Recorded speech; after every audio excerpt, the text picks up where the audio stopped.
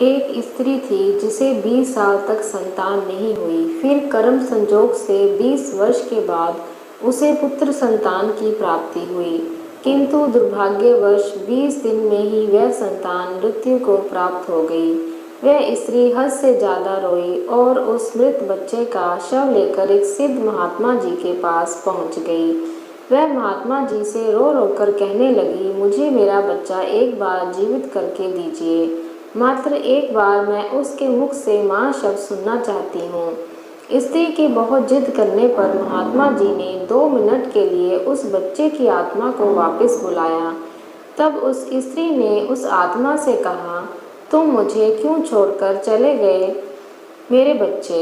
मैं तुमसे सिर्फ एक बार माँ शब्द सुनना चाहती हूँ। तभी उस आत्मा ने कहा, कौन माँ, कैसी माँ? मैं तो तुमसे कर्मों का हिसाब किताब करने आया था। स्त्री ने पूछा, कैसा हिसाब? आत्मा ने बताया, पिछले जन्म में तुम मेरी सौतन थी और मेरी आंखों के सामने तुम मेरे पति को ले गई। मैं बहुत रोई, तुमसे अपना पति मांगा, पर तुमने मेरी एक नहीं सुनी। तब मैं रो रही थी और आज तुम रो रही हो।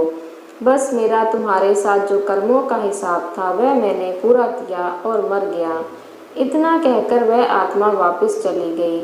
उस स्त्री को ये सब देख और सुनकर ऐसा झटका लगा कि उसकी आंखें खुल गई। फिर उसे महात्मा जी ने समझाया कि देखो, मैंने कहा था कि ये सब रिश्तेदार, माँ पिता, भाई बहन सब कर्मों के कारण जुड़े हुए हैं। उस औरत ने महात्मा जी से कहा, जी महाराज जी, आप सच बोल रहे थे, अब मेरी आंखें खुल चुकी हैं। हम सब यहाँ पर कर्मों का हिसाब किताब करने आए हैं, इसलिए सदा अच्छे कर्म करो ताकि हमें बाद में ये सब भुगतना ना पड़े। वो स्त्री समझ गई और अपने घर लौट गई। इसलिए हमेशा अच्छे कर्म करने चाहिए। हमारा ये शरीर किराए का घर है। जैसे कि जब हम किराए का मकान लेते हैं तो मकान मालिक कुछ शर्तें रखता है।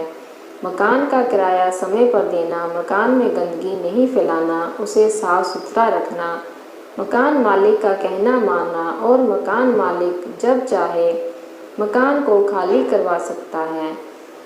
इसी प्रकार परमात्मा ने भी जो हमें ये शरीर दिया है, ये भी एक किराए का मकान ही है। हमें परमात्मा ने जब ये शरीर दिया है तो ये सारी शर्तें हमारे लिए भी लागू होती हैं। किराया है भजन सिमरन, गंदगी, बुरे विचार और बुरी भावनाएं नहीं फैलानी। जब मर्जी होगी परमात्मा अपनी आत्मा को वापस बुला लेगा। मतलब ये है कि ये जीवन हमें बहुत थोड़े समय के लिए मिला है। इसे लड़ाई झगड़े करके या मन में द्वेष भावना रखकर नहीं, बल्कि प्रभु जी के नाम का सिमरन करते हुए बिताना चाहिए और हर समय उस सच्चे मालिक के आगे विनती करनी कि हे मेरे प्रभु जी, इतनी कृपा करना कि आपकी आज्ञा में रहें और भजन सिमरन करते रहें। ये जन्म मनुष्य शरीर जो हमें मिला है, गुरु कृपा का प्रसाद समझें। हम इसकी बेकदरी ना करें और अपने हर श्वास के साथ नाम जपन और जीवन का राज समझें।